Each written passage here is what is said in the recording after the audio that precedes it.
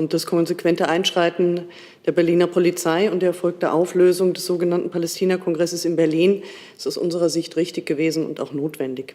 Antisemitische und islamistische Straftaten dulden wir nicht. Eine Straftat, dazu gehören auch Propagandareden für die Hamas. Es waren ja zahlreiche Journalistenkollegen, auch etablierter Medien bei diesem Kongress. Keiner von denen hat berichtet, dass es bis zum Abbruch irgendwelche antisemitischen oder islamistischen Beiträge gegeben habe.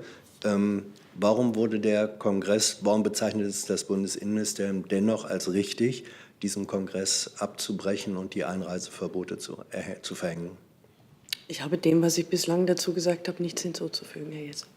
Also die Innenministerin spricht davon, dass Juden und Jüdinnen zur islamistischen Szene hier in Deutschland gehören. Herr Jung, ich habe den Worten der Ministerin an dieser Stelle nichts hinzuzufügen. Und dann noch mal eine Frage zu der Definition von der islamistischer Szene. Die wird ja eigentlich bisher verwendet für Dschihadisten, für den IS, für Hamas. Und jetzt wird er aber verwendet eigentlich für ein überwiegend Linke. Also das ist eine Gruppe von jüdischen, palästinensischen und deutschen Linken, teilweise auch radikaler, teilweise revolutionär links, aber von Islamisten, so sieht es zumindest aus, kann da eigentlich keine Rede sein. Wie definiert denn die Bundesinnenministerin diesen Begriff islamistische Szene?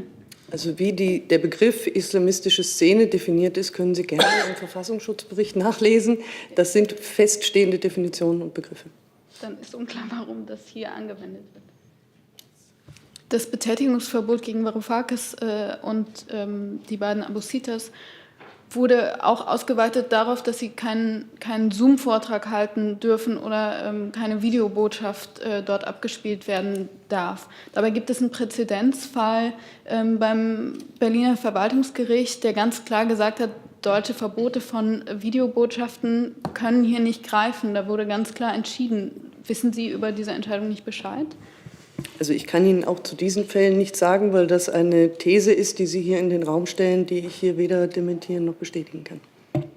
Ex-Finanzminister Varoufakis wurde wurde verhängt laut seiner Aussagen, dass er ein Einreiseverbot verhängt gegen Varoufakis. Warum denn das?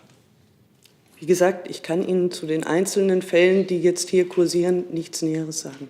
Es ist aber richtig, dass Herr Varoufakis, der nicht einreisen durfte, nicht aus einem Drittland einreisen wollte. Stimmt's? Auch dazu kann ich mich nur wiederholen. Ich werde mich auch zu Herrn Varoufakis hier im Einzelfall nicht äußern. Aber selbstverständlich hat Herr Hebelstreiter recht, dass Kritik an Israel oder an der israelischen Politik hier in Deutschland auch geäußert werden kann und es da keine Einschränkung der Meinungsfreiheit gibt.